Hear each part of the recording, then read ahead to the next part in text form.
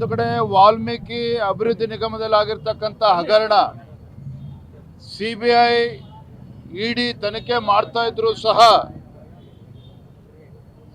ಸಿದ್ದರಾಮಯ್ಯನವರ ನೇತೃತ್ವದಲ್ಲಿ ಮಾನ್ಯ ಮುಖ್ಯಮಂತ್ರಿಗಳ ನೇತೃತ್ವದಲ್ಲಿ ಶಾಸಕರು ಸಚಿವರು ಧರಣಿ ಮಾಡಿ ಇಡಿ ವಿರುದ್ಧನೇ FIR ರಿಜಿಸ್ಟರ್ ಮಾಡಿ ಬೆದರಿಕೆ ಹಾಕ್ತಕ್ಕಂಥ ತಂತ್ರಗಾರಿಕೆಯನ್ನು ಕೂಡ ಮಾಡಿದ್ರು.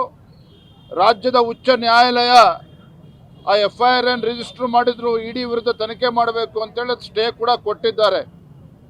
ಎಲ್ಲೋ ಒಂದು ಕಡೆ ರಾಜ್ಯ ಸರ್ಕಾರ ಮಾನ್ಯ ಮುಖ್ಯಮಂತ್ರಿಗಳು ವಾಲ್ಮೀಕಿ ಅಭಿವೃದ್ಧಿ ನಿಗಮದ ಹಗರಣ ಇವತ್ತೇನು ಮಂತ್ರಿಯ ರಾಜೀನಾಮೆಗೂ ಕೂಡ ಕಾರಣೀಭೂತರಾಗಿದ್ದೆ. ಈಗ ಎಲ್ಲಿ ಇವರು ಬುಡಕ್ಕೆ ಬರುತ್ತೆ ಅಂತೇಳಿ ಈಗ ಮಾನ್ಯ ಮುಖ್ಯಮಂತ್ರಿಗಳೇ ಸ್ವತಃ ಹೆದರ್ಕೊಂಡಿದ್ದಾರೆ. ಮತ್ತೊಂದು ಕಡೆ ಮೂಡಾದಲ್ಲಿ ನಡೆದಿರ್ತಕ್ಕಂಥ ಹಗರಣ ನಾವು ಅಂದ್ಕೊಂಡಿದ್ವಿ ಸದನದಲ್ಲಿ ಮಾನ್ಯ ಮುಖ್ಯಮಂತ್ರಿಗಳು ಧೈರ್ಯವಾಗಿ ಎದುರಿಸ್ತಾರೆ, ಸಿದ್ದರಾಮಯ್ಯನವರು ಸದನದ ಒಳಗಡೆ ವಿಸ್ತೃತವಾಗಿ ಮೂಡ ಹಗರಣದ ಬಗ್ಗೆ ಚರ್ಚೆ ಮಾಡ್ತಾರೆ, ವಿರೋಧ ಪಕ್ಷದವರಿಗೆ ಸವಾಲಾಗ್ತಾರೆ ಅಂತ ನಾವು ಅಂದ್ಕೊಂಡಿದ್ವಿ. ಆದರೆ ಅದೇನೂ ಕೂಡ ಆಗಲಿಲ್ಲ. ಮುಖ್ಯಮಂತ್ರಿಗಳು ಪಲಾಯನವಾದವನ್ನು ಅನುಸರಿಸಿದ್ದಾರೆ, ಓಡೋಗ್ತಕ್ಕಂಥ ಕೆಲಸ ಮಾಡಿದ್ದಾರೆ.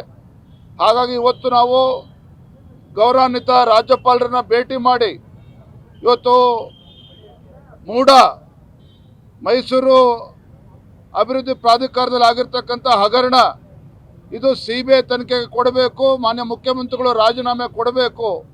ಈ ಒಂದು ನಮ್ಮ ಒತ್ತಾಯ ಏನಿದೆ ಮಾನ್ಯ ರಾಜ್ಯಪಾಲರ ಗಮನಕ್ಕೂ ಕೂಡ ನಾವು ತಂದಿದ್ದೇವೆ. ಈಗಾಗಲೇ ಸ್ವತಃ ರಾಜ್ಯಪಾಲರು ಸಹ ಮುಖ್ಯಮಂತ್ರಿಗಳನ್ನು ನಿನ್ನೆ ಕರೆದು ಚರ್ಚೆನ ಮಾಡಿದ್ದಾರೆ. ಮೂಡ ಹಗರಣದ ವಿಚಾರವಾಗಿ ಕೆಲವು ಎಕ್ಸ್ಪ್ಲನೇಷನ್ ವಿವರಣೆಯನ್ನು ಕೂಡ ಮುಖ್ಯಮಂತ್ರಿಗಳಿಗೆ ಕೇಳಿದ್ದಾರೆ ಸ್ವತಃ ರಾಜ್ಯಪಾಲರು. ಹಾಗಾಗಿ ನಾವು ಕಾದು ನೋಡ್ತೇವೆ ಮುಂದಿನ ದಿನಗಳಲ್ಲಿ ಯಾವ ರೀತಿ ಹೋರಾಟಗಳನ್ನು ಮುಂದುವರಿಸಬೇಕು. ನಾವು ಮತ್ತು ನಮ್ಮ NDA ಪಾರ್ಟ್ನರ್ ಕೂತು ಚರ್ಚೆ ಮಾಡಿ ಬರೋ ದಿನದಲ್ಲಿ ಅದ್ರ ಬಗ್ಗೆ ತೀರ್ಮಾನವನ್ನು ಮಾಡ್ತೇವೆ. ಗ್ಯಾರಂಟಿ ನ್ಯೂಸ್, ಸುದ್ದಿ ಖಚಿತ, ನ್ಯಾಯ ನಿಶ್ಚಿತ.